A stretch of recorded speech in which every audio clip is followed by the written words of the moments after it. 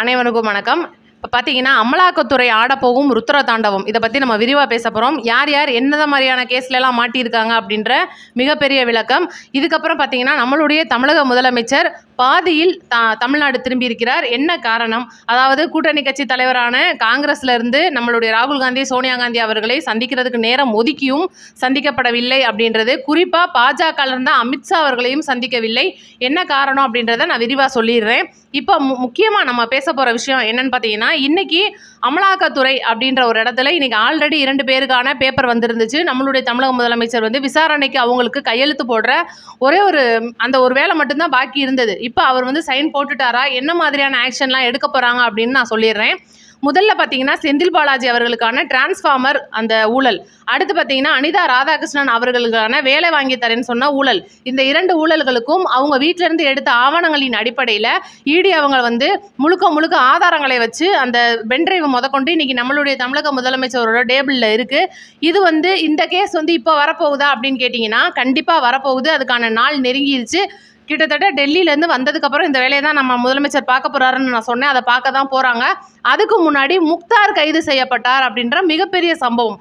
முக்தார்னா அவங்களுக்குலாம் தெரியும். ஒரு சேனல் அப்படி வச்சுருக்கோம் அப்படின்ற பேரில் பல்வேறு வகையான ஆட்களை கூப்பிட்டுட்டு, சாமியார், ரோட்டில் போகிறவங்க வரவங்களெல்லாம் கூப்பிட்டுட்டு உட்காந்து டீ குடிச்சுக்கிட்டு காப்பி குடிச்சுக்கிட்டு பயங்கர ஆபாசமாக பேசுவான் பார்த்தீங்களா, அவன் தான் முக்தார். இன்றைக்கி தமிழக வெற்றி கழகத்துக்கு என்னெல்லாம் பண்ண முடியுமோ, ஏன்னா நம்ம கையில் தானே ஆட்சி இருக்குது. திமுகன்றது நம்ம ஆட்சி, நம்மளோட ஐயா தானே ஸ்டாலின், அவங்க தானே, நம்ம தானே நீ தொடர்ந்து வரப்போகிறோம், என்ன பண்ணிடுவானுங்க நம்மளை அப்படின்னு சொல்லிட்டு ஏகப்பட்ட விஷயங்களை இன்னைக்கு பண்ணியிருக்காரு. அவ்வளோவும் இன்னைக்கு வெளிப்படையாக வீடியோ மூலமாக ஆதாரங்கள் இருக்குது. அவர் பேசின ஆபாச பேச்சு, ஒவ்வொரு தாவேகா பெண் தொண்டர்களையும் எந்த மாதிரினா பேசினாங்க. சிவாஜி கிருஷ்ணமூர்த்தி இவர் மேல ஆல்ரெடி வழக்கு போடப்பட்டு ஜாமீன்ல தான் இருக்காப்ல. இப்ப மீண்டும் வழக்கு வரப்போகுது. செந்தில்வேல், குறிப்பாக தமிழகத்தின் இதுக்கு முன்னால் பழைய ஆட்சியில் இருந்த அண்டாவேல் அப்படின்னு சொன்னோம்னா எல்லாருக்கும் தெரியும். அந்த அண்டாவேல் வாய்ப்புட்டு போட போகிறாங்க. இவ்வளோ விஷயங்களை தாண்டி ஆல்ரெடி பொன்ராஜ் அப்படின்ற ஒரு புறம்போக்கு, அப்துல் கலாம் ஐயா கூட இருந்த அந்த பொன்ராஜுக்கு ஆல்ரெடி 2 வழக்குகள் போடப்பட்டு 2 காவல் நிலையங்களில் கிட்டத்தட்ட நிறையா வழக்குகள் பதிஞ்சிருக்காங்க. இப்போ இவர் பார்த்தீங்கன்னா முன்ஜாமீன் வாங்குறதுக்கு அலைஞ்சு திரிஞ்சு அந்த வேலையை விட வக்கீல்லாம் சந்திச்சுக்கிட்டு இருக்கிறாப்லையா நியூஸ்லாம் வந்துட்டு இருக்கு. இவ்வளோ வேலைகளுக்கு மத்தியில் நம்மளுடைய தமிழக முதலமைச்சர் என்ன மாதிரியான ஒரு முக்கியமான விஷயங்கள்லாம் பண்ணுறாரு அப்படின்னு பார்க்கணும். இன்றைக்கி அமலாக்கத்துறை உள்ளே வந்துட்டாங்க. ஆல்ரெடி செந்தில் பாலாஜி சிக்க போகிறாரு, அனிதா ராதாகிருஷ்ணன் சிக்க போகிறாங்க, KN நேரு சிக்க போகிறாரு.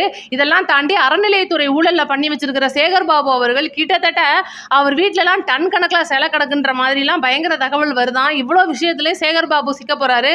இவ்வளோ விஷயத்துக்கும் மைய புள்ளியான ஸ்டாலின் அண்ட் கோ அப்படின்ற ஒரு இடத்துல இருக்கிறவங்க மிகப்பெரிய பயத்தில் இருக்காங்க அப்படின்றது தான் இன்றைக்கி தகவல். ஏன்னா இவ்வளோ நாள் நீங்கள் இந்த நியூஸை பார்த்துருக்க முடியாது. எப்போ வருவாங்க, எப்போ தூக்குவாங்க, என்ன பண்ண போகிறாங்க அப்படின்றது இன்றைக்கி நம்மளும் யோசிச்சுக்கிட்டு இருந்தோம், பார்த்துட்டு இருந்தோம். ஏன்னா அது நம்ம தமிழக முதலமைச்சர் இன்னைக்கு பதவியேற்று கிட்டத்தட்ட 20 நாள் ஆக போதே, இன்னும் எந்த சம்பவம் பெருசாக நடக்கலையே, நம்மளோட மக்களுக்கு நல்லது செய்யணும்னே இருந்துட்டாரே அப்படின்னு சொல்லும்போது இன்னைக்கு இந்த அரசு மேலே ஏகப்பட்ட குற்றச்சாட்டுகள், அதாவது பாலியல் குற்றம் நடக்குது, குழந்தைகளை கடத்துறாங்க, என்ன முதல்வர் இந்த மாதிரி நடக்குது, ஆட்சி மாறினாலும் காட்சி மாறலைன்னு சொல்லிட்டு எதிர்கட்சிகள் ஒரு பக்கமாக போட்டு தாக்கிக்கிட்டு இருந்தாலும் இன்னைக்கு நம்மளுடைய மக்களுக்கு என்னெல்லாம் பண்ண முடியும், இன்னைக்கு இந்த சம்பவங்கள் நடந்துட்டு இருந்துச்சு, நடக்கிறத தடுக்காமல் இருக்கிறதுக்கு வேலை பார்த்துருக்காங்க. இன்னைக்கு பார்த்தீங்கன்னா சிங்கப்பெண் அதிரடிப்படை அப்படின்றதுல புது காவல் அவங்களுக்கான உடை கொடுத்து பாருங்க, சைடில் நான் அந்த ஃபோட்டோ போடுறேன், ஒரு லேடி போலீஸ் சூப்பராக அந்த உடையோட ரெடி ஆகி போயிட்டு இருக்காங்க.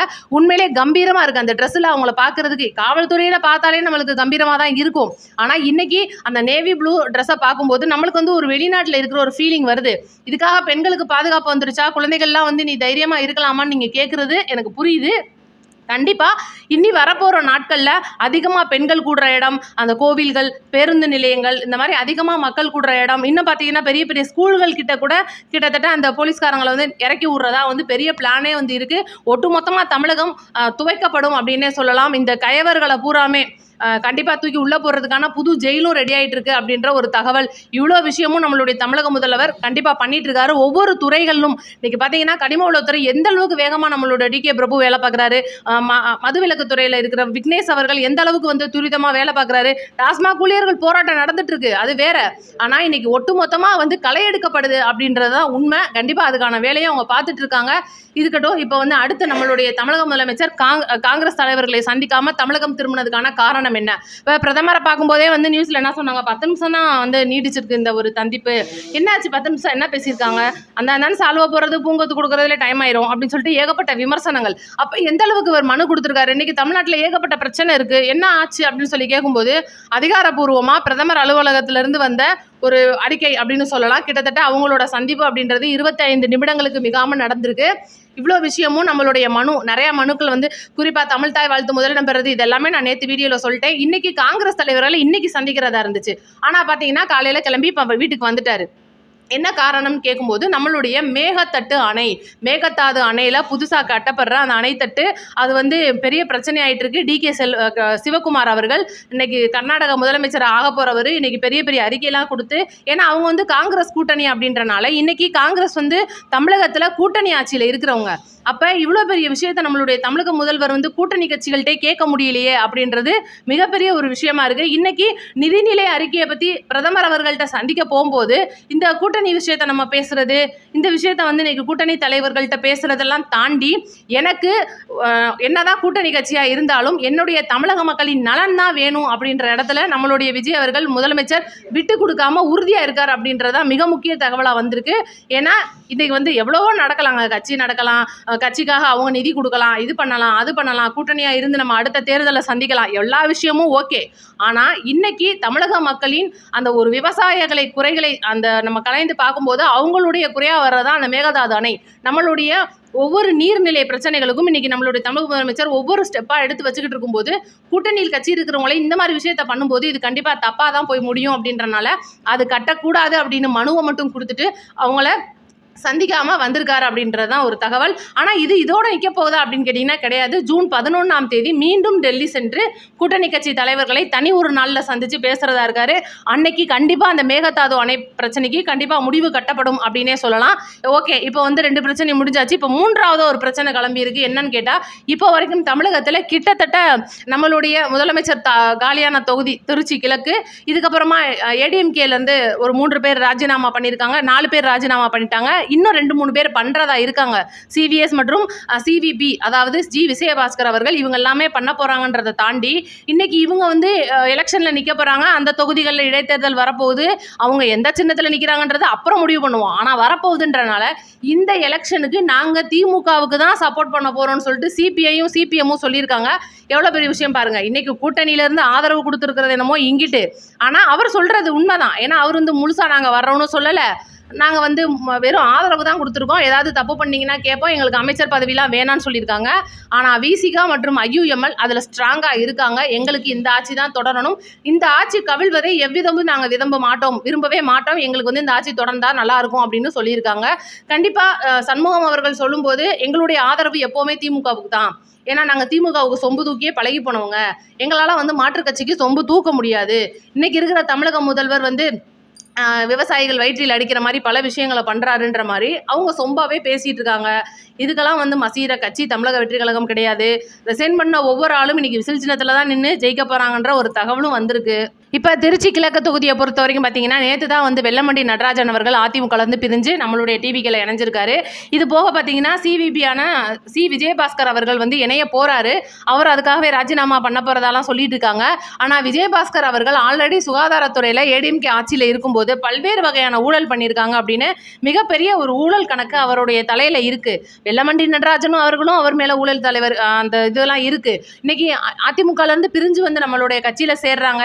இதுக்கு முன்னாடி அவங்க எவ்வளோலாம் ஊழல் பண்ணியிருக்கலாம். ஆனால் இன்னைக்கு நம்ம கூட சேர்ந்ததுக்கப்புறம் தூய சக்தியாக மாறுறாங்கன்றது ஒரு பக்கம் இருந்தாலும் இன்னைக்கு மக்கள் விரும்பினது என்னமோ தூய சக்தியோட ஆட்சியை புதுவிதமாக. ஆனால் நம்மளுடைய தமிழக வெற்றி கழகத்தில் இந்த மாதிரி ஊழல்கள் சக்திகள் வரும்போது கண்டிப்பாக மக்களிடையே ஒரு சின்ன பயம் ஏற்படுறது என்னமோ உண்மைதான். இதை மாற்றுறதுக்கு வேலை இல்லை. ஆனால் நம்மளுடைய பொதுச் செயலாளராக இருக்கிற புஷியானந்த் அவர்கள் இன்னைக்கு கூட பார்த்தீங்கன்னா ஒரு முக்கியமான விஷயத்த சொல்லியிருக்காரு. மாற்றுக் கட்சியிலேருந்து சேர்றவங்க இதுக்கு முன்னாடி எங்கே வேணாலும் இருந்திருக்கலாம், என்ன வேணாலும் பண்ணியிருக்கலாம், இங்கே வந்து சேர்ந்ததுக்கு அப்புறம் அவங்க என்ன பண்ண போகிறாங்க அப்படின்றதான் ஒரு காரணமாக இருக்குது அப்படின்றனால அது உத்தரவாதம் கொடுத்துருக்காங்க. கண்டிப்பாக அதை நம்ம நம்புவோம் அப்படின்னு சொல்லிக்கிறேன்.